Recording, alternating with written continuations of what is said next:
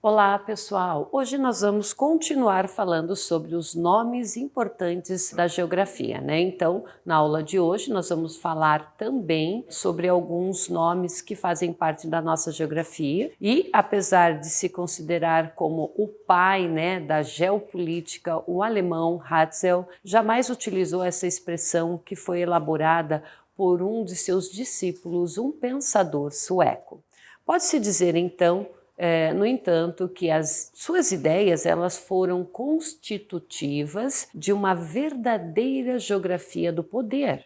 Apesar da geografia já ter sido praticada desde os tempos mais antigos, e foi exatamente no século XIX que ela se consolidou enquanto ciência moderna, ou seja, com o seu próprio objeto de estudo e seu método científico bem definido. Alexander von e Carl Ritter, eles foram sim os responsáveis pela adoção e também o uso exclusivo aí da razão para explicar o espaço e suas características físicas e humanas. Então, rompendo com os pensamentos até então marcados pela presença de mitos, crenças e superstições, ok?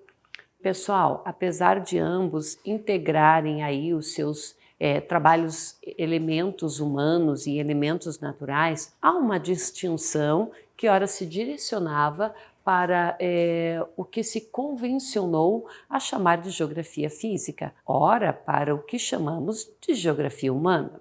Os estudiosos, eles também se diferenciaram quanto ao método de pesquisa. Enquanto Alexander trabalhava com viagens e observações descritivas, Carl dava então a prioridade principal às revisões bibliográficas. Enquanto o primeiro era naturista e estudava geologia e botânica, o outro ele atuava nos estudos de filosofia e também de história. E apesar então dos dois autores serem, na verdade, de origens distintas, né, e praticarem ali trabalhos diferentes, ambos se aproximavam quando pensavam no pioneirismo de seus trabalhos em sistematizar o pensamento, na verdade, geográfico, aplicando ali e atribuindo os seus próprios métodos sobre o estudo das paisagens e os seus territórios, ok? Muito bem.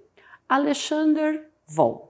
Alexander von, ele nascido aí em território alemão e de uma família prussiana, era um grande desbravador. Ele utilizava as suas riquezas para custear aí os seus deslocamentos pelo mundo, além de suas pesquisas sobre as diferentes paisagens. Ele já esteve na Europa, na África, Ásia, América Latina, incluindo também o Brasil. Então, as suas anotações renderam aí volumosos livros e enciclopédias, contribuíram significativamente para o conhecimento do restante do mundo pelos europeus. O seu legado se constituiu de várias áreas, tais como climatologia, geomorfologia, biogeografia e muitos outros campos do saber. O pensamento de Alexander, ele foi muito influenciado, né, pelo racionalismo francês e pelo idealismo filosófico alemão, sendo um profundo adepto dos ideais positivistas que estavam em voga na época. Então, tais influências aí o tornaram um cientista adepto de empirismo.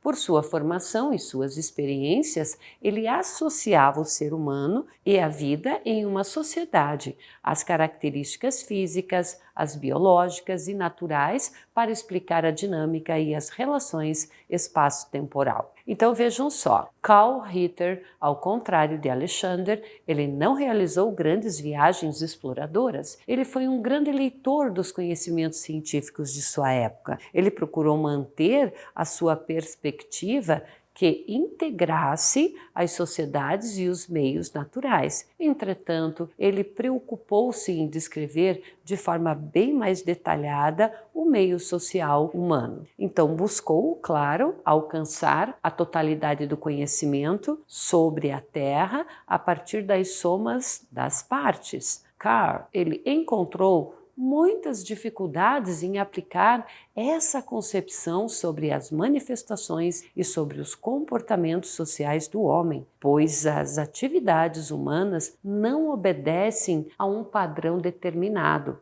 ao contrário do que ocorre, na verdade, com alguns fenômenos naturais, ok? Por isso, opôs-se a Alexander e assinalou aí que a humanidade também exerce sua influência sobre a natureza, através principalmente do uso das tecnologias. As suas ideias de estabelecer leis gerais a partir de induções realizadas com base em estudos locais influenciaram marcadamente a geografia de origem francesa. E apesar das críticas realizadas sobre esses autores, é importante lembrar que as obras de Alexander e Ritter, elas devem ser, na verdade, analisadas, levando em consideração o contexto em que foram escritas e quando o conhecimento científico passava por outro período. Certo, pessoal? Por hoje é só. Eu tenho certeza que você gostou da nossa aula, mas não esqueça de se inscrever no nosso canal e acompanhar a Educaline